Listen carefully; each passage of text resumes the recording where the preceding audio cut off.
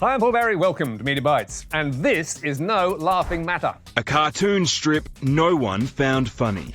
It's a word so offensive, we won't broadcast it. But the West Australian published it. Yep, they sure did, in the old British Modesty Blaze comic strip, comparing Indigenous people to dogs and calling them a three-letter word beginning with A. It's just wrong, it's offensive and it's an insult. It certainly is. So, how did it happen? The cartoon was written in 1981 and was supplied by an outside agency. And it seemed nobody bothered to read it beforehand. But problem solved. The editor said sorry on the front page, then ran the cartoon out of town, declaring it will no longer have a place in the West. And thank God for that. But now to a new TV award. The Steaming Brown Logies. Yes, with the pandemic killing TV's Night of Nights, Triple M's Lawrence Mooney came up with his own golden gong. That goes to the worst person on Australian television. And with jokes like these, he could have won it himself. There's one of my favourites, David Cock. That's the correct pronunciation of his name. And, Hilarious! So when Lawrence appeared on morning TV in character, it was brave, or foolish, of Joe Hildebrand to ask, What do you think of our show, Rudy? What do you think of Studio 10? well, I thought you'd never ask.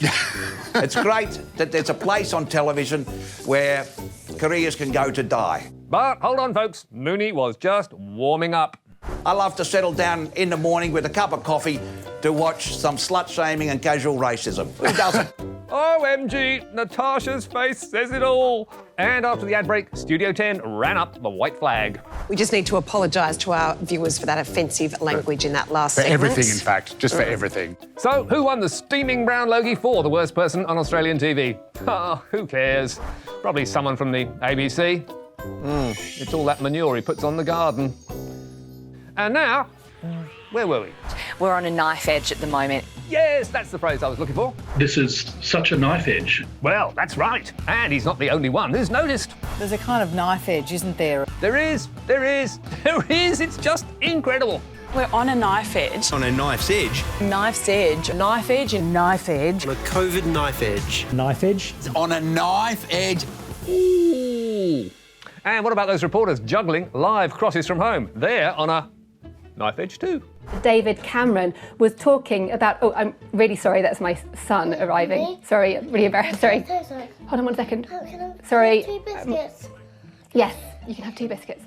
I'm really sorry about that. OK, well, we'll leave Deborah Haynes in full flow there. And it wasn't only on Sky that kids were hijacking mum during prime time. On the BBC, it was all about Scarlett and where to place a picture of a unicorn. Top shelf, middle shelf. Time for the host to get involved. What's your daughter called? She's called Scarlett. Scarlett, I think it looks better on the lower shelf. And it's a lovely unicorn. So, did the interview continue? You bet, with Scarlett asking the questions. What's his name? What's his name? My name is Christian. What's his name? His name's Christian. Christian. Yes. I'm just deciding where it can go where not anyone sits down. This is the most informative interview I've done all day. Life in lockdown, and it ain't over yet. And we'll be back with Media Watch, Monday night, 9:15 on the ABC, also iView and social media. Don't miss it.